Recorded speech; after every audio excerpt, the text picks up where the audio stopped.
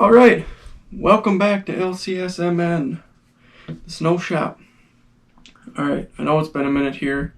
Been really busy getting done with school and working and whatnot, but here we are. We're back. Like I said, I'll try to upload as much as I can. But yeah, we're back right now. And we are talking 2022 Lynx snowmobiles. So if you haven't heard, if you've been living under a rock or whatever, Lynx snowmobiles from Finland are now available to us North Americans. Two models for 2022, the Boondocker DS in a 3900 millimeter or 4100 millimeter track, or that converts to a 154 inch or 163 inch roughly.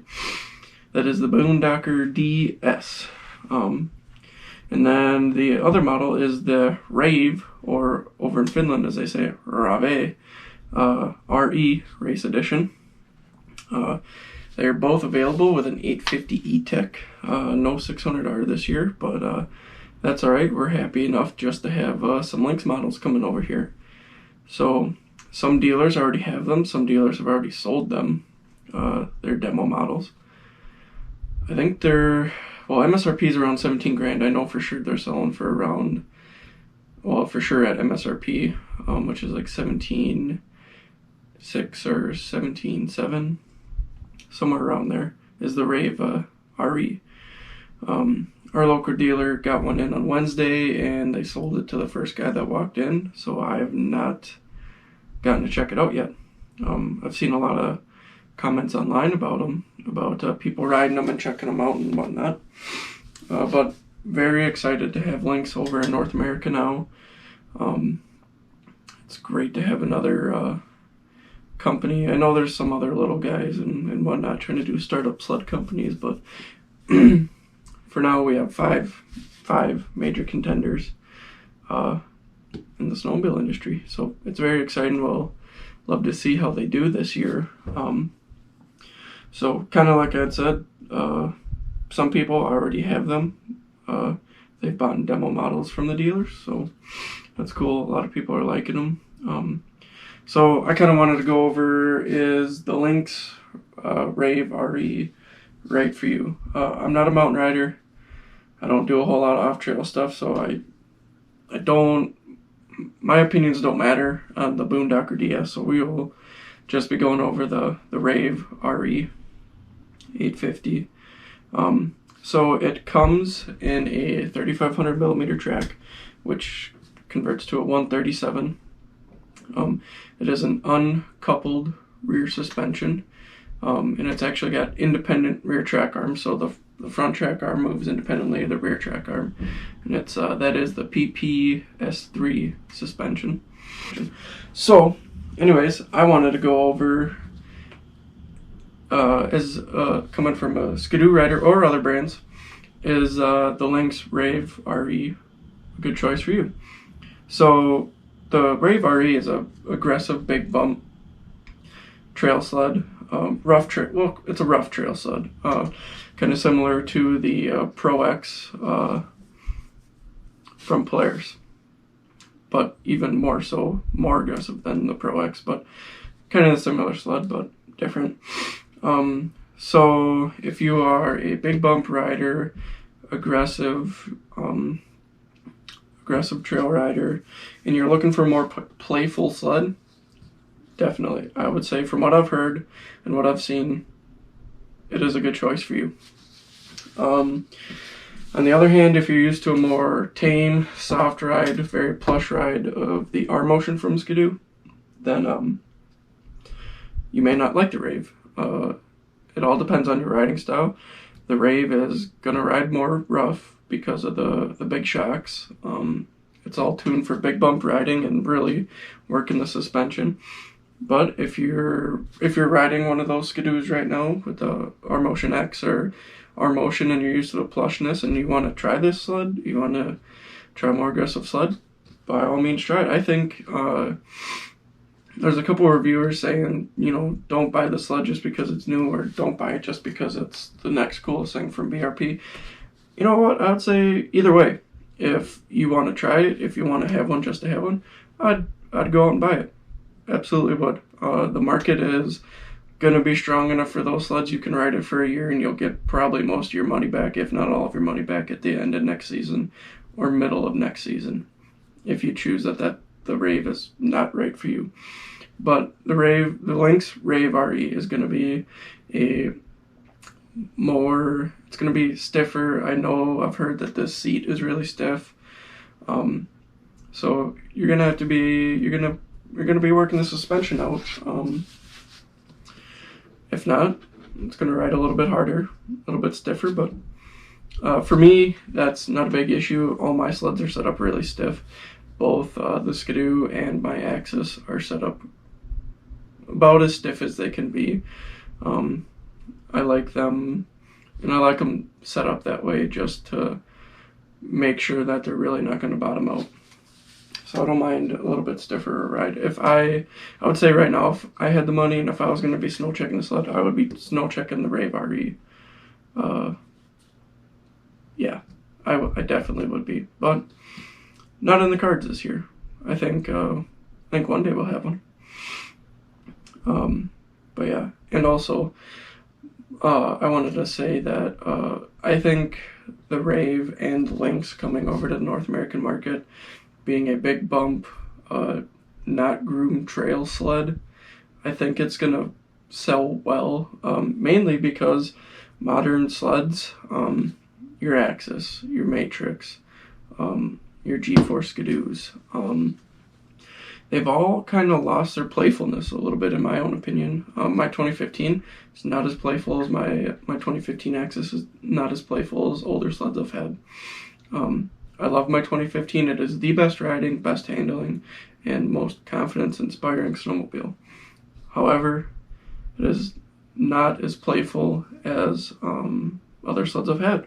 I love riding my dad's 2012 Rush, mainly because that sled is really playful.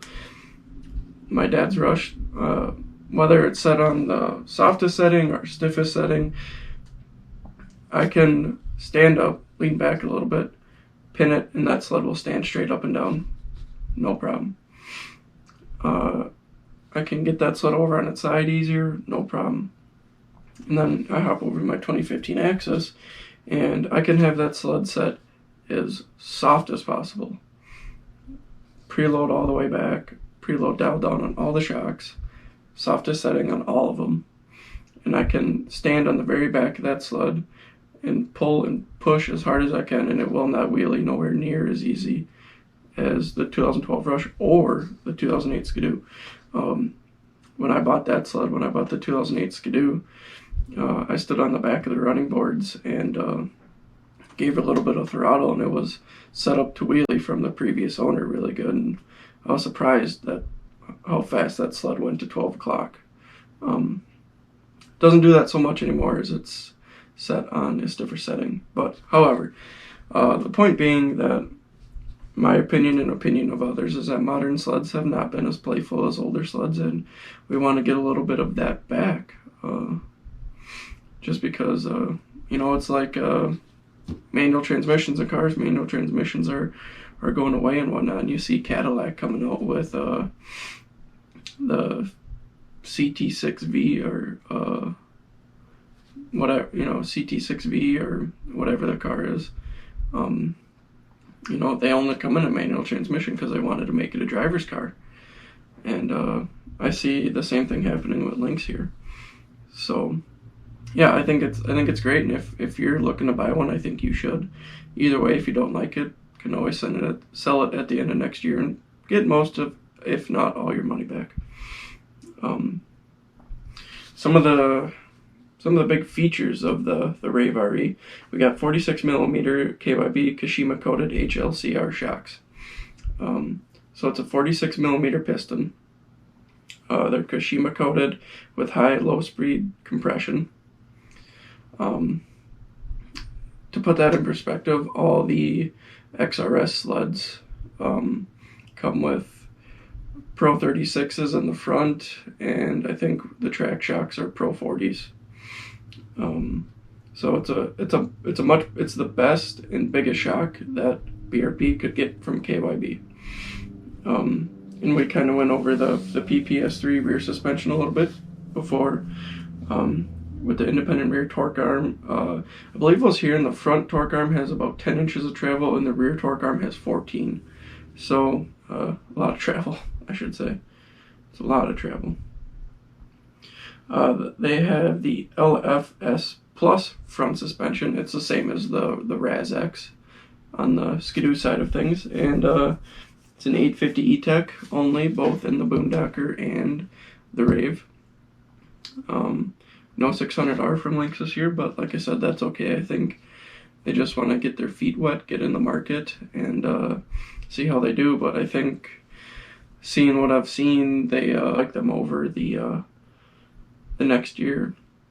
I'd definitely buy one if I could, like I said, maybe next year or two, a couple years maybe. Try picking one up and getting my hands on one, because I'd sure love one. But yeah, that's what's going on with Lynx coming to North America. I know I'm a little late to the party here, but I've been a little bit busy and whatnot. I know a lot of you guys already know what's going on, but I wanted to give my take on things. And yeah, I also think that Lynx coming into the market is going to put pressure on other manufacturers, the ones that aren't selling as well. We have Cat's unveil coming up on March 3rd. Polaris is March 1st. I'm not sure when Yamaha's is, but I'm not so interested in Yamaha's, but I would like to see what's coming from Cat. I've seen some stuff already and it doesn't look so exciting, but maybe there's things that we don't know. But yeah, the Cats are coming out March 3rd. Polaris is March 1st. My predictions as far as Polaris goes, I think we're going to see the Matrix in a Pro RMK and Chaos. I think their whole line is going to be in the Matrix chassis this year, which I think is a good thing. I got some experience with a Matrix chassis a couple weeks ago. I went to my local Polaris dealer and checked one out, and I wanted one really bad after I did that too, just because the rider's perch that they redesigned, it's so much easier to get your legs over and really get off the side of the sled. So I really enjoyed seeing the success of the Matrix chassis this year, and I'm gonna guess that we're gonna see that in the mountains this year from Polaris. Cat, I think from what I've heard and seen from Cat, we're just getting different colors and different graphics and a couple other small things. I don't think there's going to be anything big from Cat, which is kind of unfortunate, but it is what it is. I think we're going to see BRP and Polaris gain even more market share this year. So thanks for watching, guys. Thanks for stopping by and listening to me talk about Lynx for 2022 and a little bit of what's going on in the industry. I know I haven't been as regular on YouTube lately. Like I said, I'm finishing up school, I'm going to work, and I was trying to ride sleds in between there too. I got some riding footage from January and February that it all needs to be edited yet. I used my GoPro mount on top of my 509 helmet, and it didn't turn out as well as I'd like either, so I don't even know if I'll put it out on YouTube or not. I got a lot of it over on TikTok already. If you guys want to go check it out, it's LCS_MN. But yeah, so we'll see if I put any riding footage out from it, because I just didn't like the angle. I'm trying out some new mounts. We'll see how those go.